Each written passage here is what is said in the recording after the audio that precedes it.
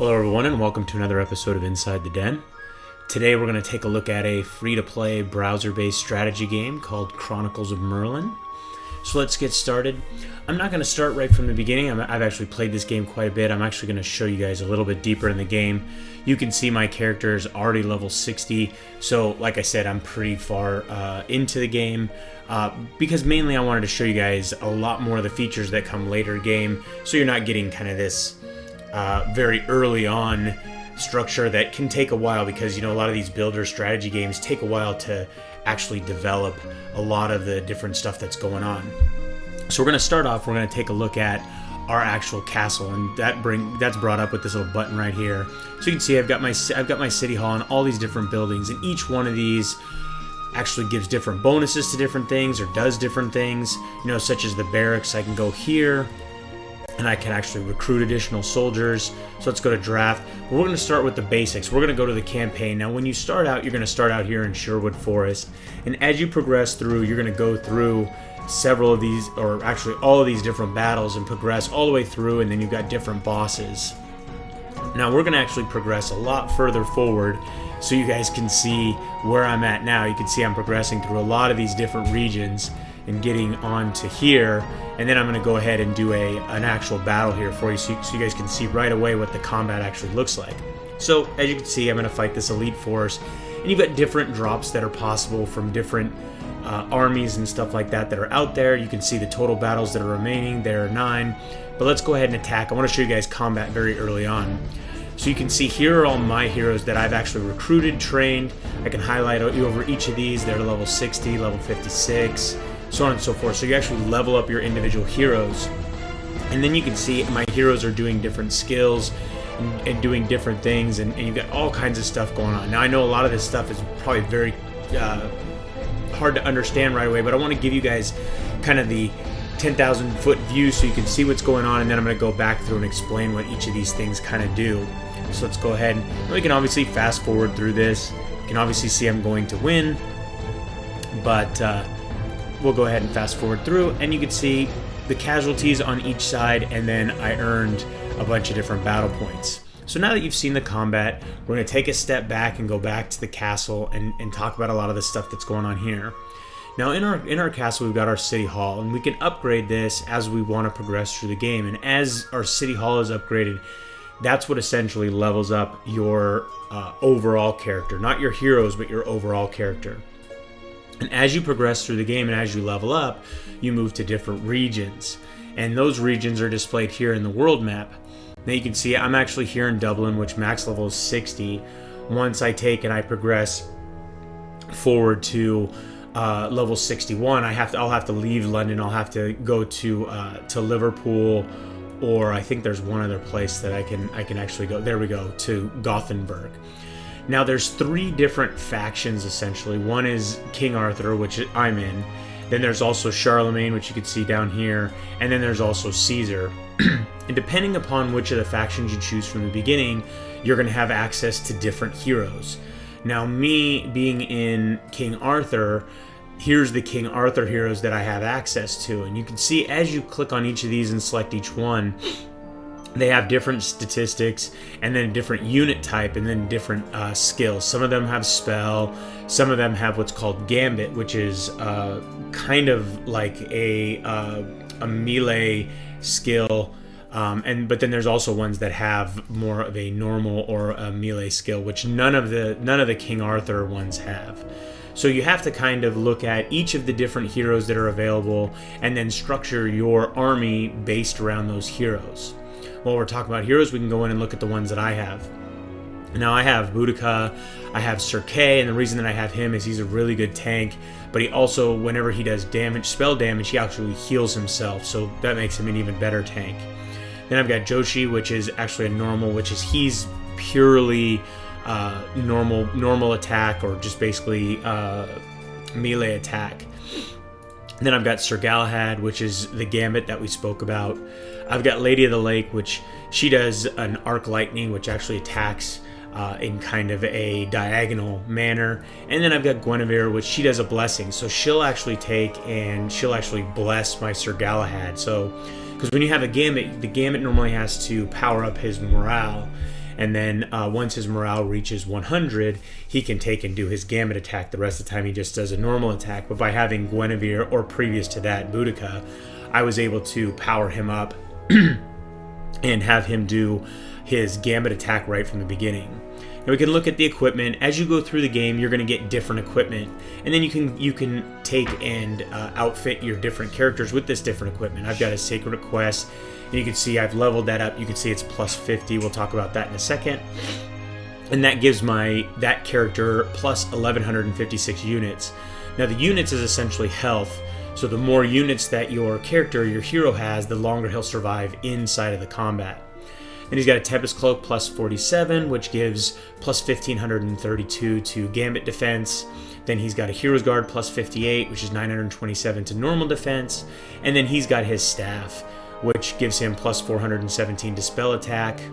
Then if you move on to Joshi, now depending upon what your character is, you either want to, like he's a spellcaster, so then I've got Joshi, which is normal, so I'm going to give him a weapon, which this gives him plus 1446 to normal attack, and then he's got his other stuff. And then Galahad, when you have a Gambit attacking hero, you want to make sure that they have a horse or some sort of steed, essentially, that gives them the large bonuses to their Gambit attack. You can see plus 200 or 2,886 to Gambit attack.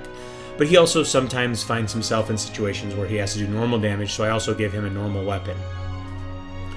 Then I've got Lady of the Lake, which she has kind of a crappy staff right now because I have yet to find an additional staff, but we'll get into that in a second. And Guinevere, pretty much, she's just going to have stuff that makes her harder to take down, so she has more rounds that she's actually going to be able to give Blessing in.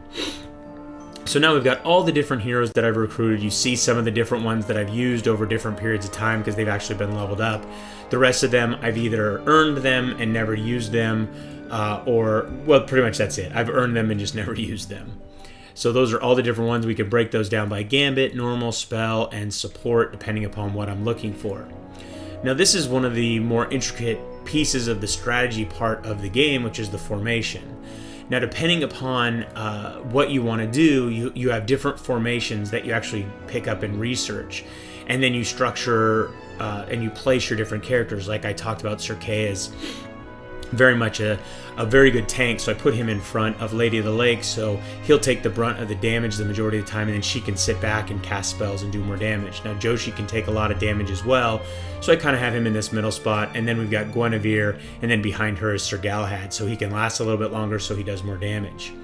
Now depending upon the formation that you use, you get a different bonus. So as you can see here, like right now I'm using the oblique formation, which increases my spell damage dealt. I could also go to the cluster formation, which increases spell success rate. Or I can go to Trident, which increases defense against attacks, Wedge, which increases dodge, and so on and so forth. Now, as we progress through the game, certain ones of these formations, we want to make sure that they're very high. So we go in and we research them. And you can see right now, all of these are maxed because these are the ones that I use the majority of the time, because these ones are more based for other factions. So a lot of times you'll find with like the Mount formation, a lot of the Caesar class or the Caesar enemies will use this just because they'll be able to set up their different heroes in different structures, but they have a lot of Gambit that they like to use. And then the Sickle or the Serpent formation is more used by the Charlemagne because they use more normal heroes. But then you have additional research that allows you to get additional bonuses, like Conscription. It gives you plus 10 units per level for all of your heroes. You've got Coat of Arms, which gives you plus units per level up, plus 20 units per level up. Then you've got different ones that are for your attack pieces. You've got different ones that are for your defensive parts. And then you've got this one, which increases your battle points. And then this one, which decreases the unit loss after each battle. Now, talking about unit loss, as you go in, you've got your reserves here, so you have to maintain your reserves. So every time you go into battle, you're gonna lose a certain number of units. And if you don't replenish your reserves, either by using grain, which you can see here, or by using the conscription that you saw me use earlier, then you're going to battle with less than full armies, so you'll have a better chance of losing. So speaking of getting into kind of the PvP aspect, we're going to go do a world battle. But one thing that I want to show you here is you can see here right now it's summer. You can only do PvP in spring, summer, autumn, and during the winter there's no PvP fighting allowed. So that's a good time to go in, replenish your battle points, stuff like that. We'll talk about the things that you can do with your battle points here in a little bit. But you can see it's summer right now, so I've got a success rate of 60%. Now, one thing that you're going to find is there's a lot of different percentages all over the place in the game and in different places, whether it be like this one, the success rate, or the success rate for upgrading your gear, different stuff like that. And that changes every half an hour. So let's go ahead, we're in the world, we're going to go to Florence, and let's find somebody that we want to battle. Now, as you can see here, you've got different castles that we're going to go ahead and attack, or potentially attack. Now, depending upon the color of the character's name, that is kind of the level that they're at as far as their PvP ranking. So you can see this one's hostile, he's green, so he's just unfriendly, he's white, so he's neutral, he's gray, so he's harmless. So I want to find somebody who's more along the pink lines. You can see these ones are yellow, so they're most wanted. And depending upon their level, that's going to be the more prestige that you get. You can see here's my prestige right here, which is 340,089. And prestige comes into play because you earn different titles, but you also can earn the King Arthur heroes or your faction heroes once you reach certain prestige levels. So you can see, but to get to Haley, I need to reach prestige level of 370,000. Now, to reach the top hero in my faction, which is King Arthur, I need to reach 500,000. So I'm well on my way, but I could be doing better. So we're gonna, like I said, we're gonna look for somebody who's a pink, or let's go ahead, and here's Doug right here. So he's level 55, but you see he's under protection for another 3 minutes. So that means that he's either been fought recently, or once a day you can go under 8 hours of protection. So we can't take and attack him. So you know what, we're gonna take out Toons. He's a level 60, same level as us, and he's an enemy of the state. So let's go ahead and attack him. And you can see here, he has a lot of heroes here, Joan of Arc and Octavian, that will actually give his Gambit heroes, and you can see he actually pumped up his Gambit hero here, but these guys will actually also take the morale of my guys down a level. So even though he took my guys down a level and we're the same level, he lost 12,970 and I only lost 87. But for attacking Toon City and winning, I got 771 prestige. So that was nice and quick and painless. You can also see that the game has a cooldown, but right now, because it's that light blue, means that I can actually go and I can attack another player, or I can also do another campaign attack by going to my campaign, which you guys saw earlier. So let's go ahead and find another guy. Let's take out Holy Smoke. So another level 60. Let's attack him. You can see he's got his different guys, but he's in a different formation. I actually fight these guys regularly because they're kind of what you would consider my prestige farms, because I can take them out pretty easily, because even though they are all level 60, they may not be Rebirth, or they may not have the optimal gear on them, or whatever. But we'll talk about Rebirth and gear here in a second as soon as we get out of this fight. As you can see, once again, I only lost 870 to his 16,000, and I got 827 prestige. So there we go. that's the extent of the battling, stuff like that. So you're going to really want to take and pump up your prestige, because the more you pump up your prestige, you get the better heroes, stuff like that. Like you saw here, I recently equipped Guinevere because she's a little bit better than Boudica and stuff like that. So let's go ahead and take a look at gear. As you progress through the game, you're going to earn different types of gear, or you're able to buy it in the armory. But for the most part, you're not going to want to necessarily buy all this stuff, because this is pretty common items. So you're going to want to actually go and earn the gear out in your campaigns and stuff like that, and also from the different Legion battles. So we'll take a look at a Legion battle here. So you can go into the Trojan Wars, and you've got the Trojan War Legion, and I can earn the Harp here, which is an artifact item, requires level 63. Now, one of the interesting things that they do with these Legion battles is you have to fight them multiple times to actually earn the item, because you only get fragments of those items. So I can go in here, and you can see I fought that battle a bunch of times, but right now I only have 1 of 20 fragments. So you can see it's going to take quite a while for me to actually earn that harp. And also the previous Legion battle, which is the Greco-Persian Legion, offers me a chance to earn this, the Rati, which right now I'm at 5 of 10. So I'm progressing through that slowly. I really mainly want to get one of them so I can then equip that on Joshi, and then he'll basically pass down the Hrataclera to Sir Galahad, and then I'll retire the Joyrus, and then we'll go ahead and we'll actually be able to take and downgrade that and earn a lot of the money that I've spent upgrading it back. Speaking of which, so as you progress through, you're going to earn silver, and then you're going to be able to upgrade these items. Now right now I don't want to actually spend my silver upgrading the items, because as you can see, my success rate is very low. 60% may not seem very low, but the fact of the matter is, if I try and upgrade this item, it's going to be a cost of 53,100 silver. And you can see up here my silver, I've only got 169,000. You're kind of limited to the amount that you can actually earn every single day. And we'll talk about that in a second. But if I try and upgrade and I fail, even though I do get a portion of that back, it's only a fraction of what I've actually spent. So taking and wasting it, if it's under, let's say, 85%, is kind of ridiculous. And I can honestly tell you, I've tried to actually upgrade items at 97% and failed, just because I just happen to fit in that 3% of failure. And as you progress through, you're also going to be able to get additional horses or cloaks by scouting. So we're going to go ahead and actually do that. So we got a robust Neapolitan horse, 1 of 5 fragments, but we already have one of those. So we're going to actually accept that, but we're going to end up selling that fragment because we already have one of those. The next actual horse we want it to be something better. So we're going to sell that and earn some actual silver.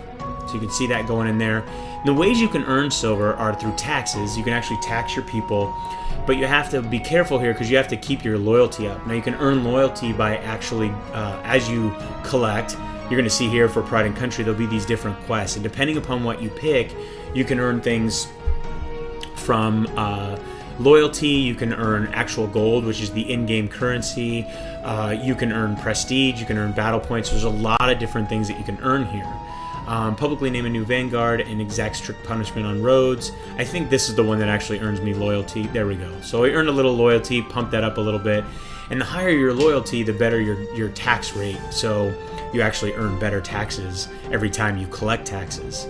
So for the good of the country, unsheath the heavenly sword and smite the behemoth. So let's do that one. We're probably gonna get, yep, we got 10 gold, we got a little bit of loyalty, and we actually got +1 to taxes. So we're gonna be able to collect taxes again. And then that time we didn't actually earn a little quest, but we earned another 16,779. So you can see right here, I have a limit to how much actual silver I can collect, and I can upgrade that by upgrading my treasury. But right now, you can't have any building that's higher than your city hall. So right now I'm sitting at level 60 because I want to get all my heroes up to level 60 and then Rebirth. Now we're going to talk about Rebirth here for a second. So you can see right now I've rebirthed most of these characters at least once, because you can do that at 51, then at 61 you can rebirth them again, I believe it, and then it's every 10 levels, 71, 81, so on and so forth. So I haven't rebirthed Guinevere because it's actually kind of a waste, but when you rebirth them, they actually start back at level 1, and then you have to level them up again. But you can see right now, she's at level 55, and she has 33 stars. So basically, it gives additional units based upon the stars she has. Now, Lady of the Lake, which is only 1 level higher, has 44 stars. So basically, the first time you rebirth, then your hero starts back over with 10 stars. So it actually starts with a much higher amount of units and all that stuff. And then you progress through as you go along, and then when you rebirth again, you'll start with 20 and so on and so forth. So it really helps you to rebirth your characters so you can take and have the higher level of units so you can last longer in combat and all of that stuff.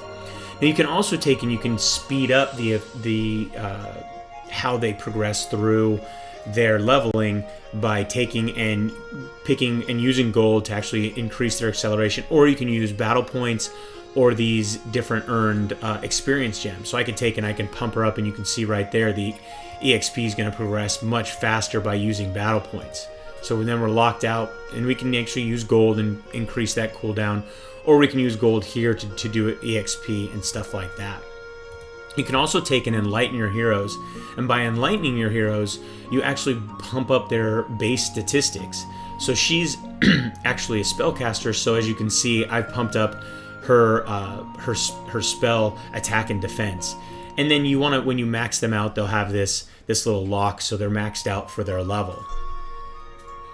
We've talked about research a little bit. What else can we talk about here? So then you've got your alliance, and when you join an alliance, which is really, really advantageous, you take and you've got all the different members. As you can see, you've got a ranking based upon your contribution, and then also based upon, you know, commander, deputy commander, stuff like that. I can find myself, which I am right there. So I'm at 24. You can see my contribution. You earn contribution by doing what they call the Plantation Wars, which is you either fighting a region to control a plantation, and then you're able to harvest actual grain from that, which, like I talked about earlier, helps you to replenish your reserves and stuff like that.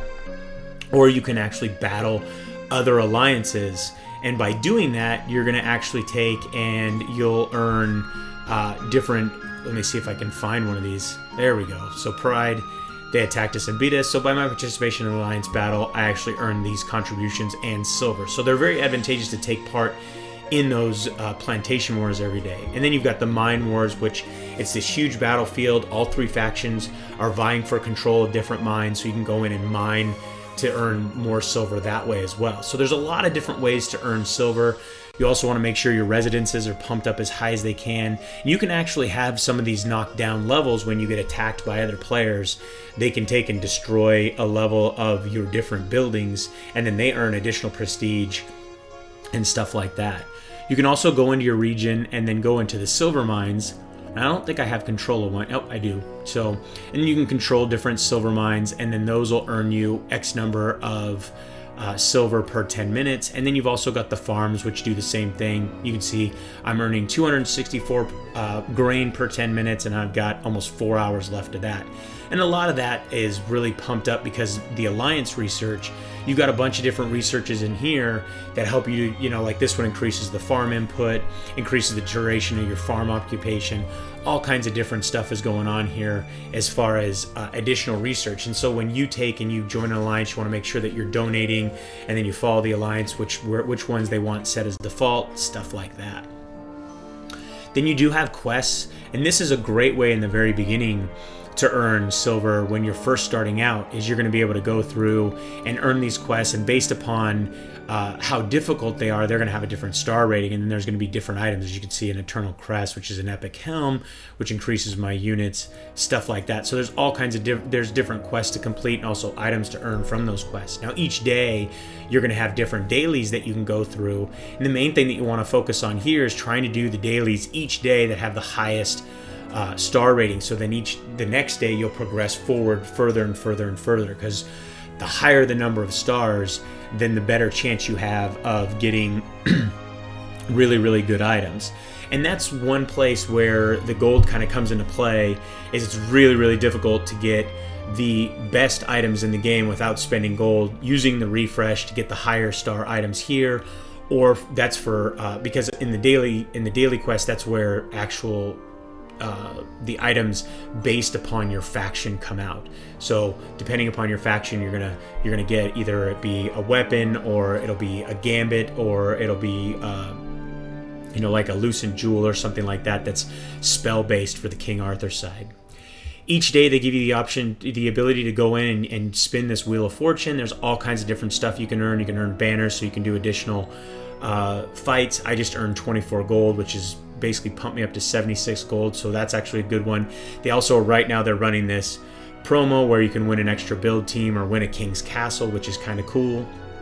Then you've also got a daily login where you can log in and earn different things based upon logging in on a regular basis, day by day.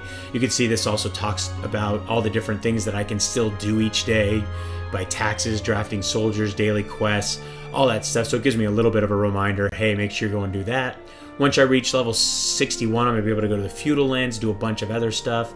You've also got the bounty, because every year a new king is anointed, I guess you could say, and then he has his cabinet members and stuff like that, and by taking and attacking them and beating them, you actually earn a lot of different bonuses, and so it's really advantageous for you to pay attention to that. You can see a guy from my alliance has actually taken out all of these different guys. Tanaka, it's actually all my alliance right here. Kovu is also in my alliance.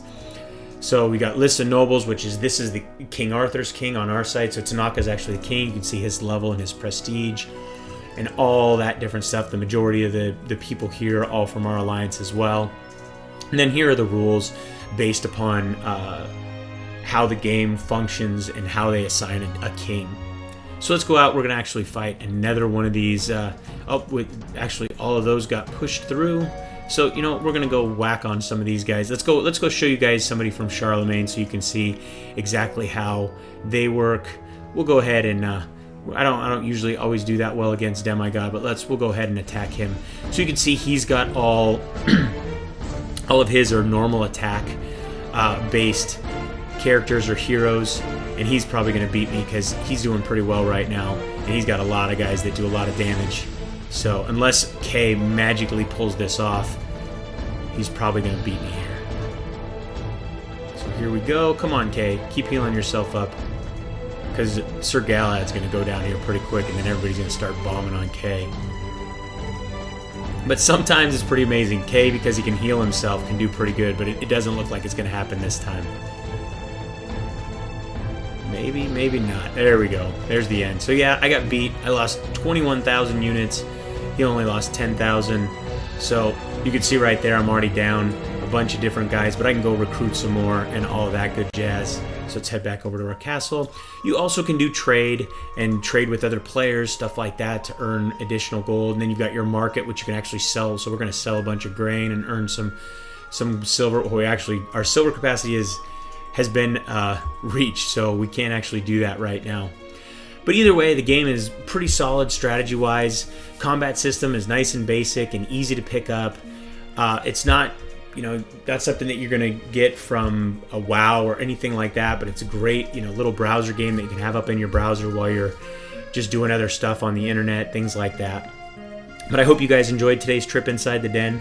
Don't forget to subscribe and keep yourself updated as each new episode is released. And don't forget to like and comment and tell us anything we missed or anything we should have covered.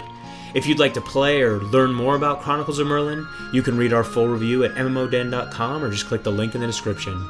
Till next time, thanks for watching.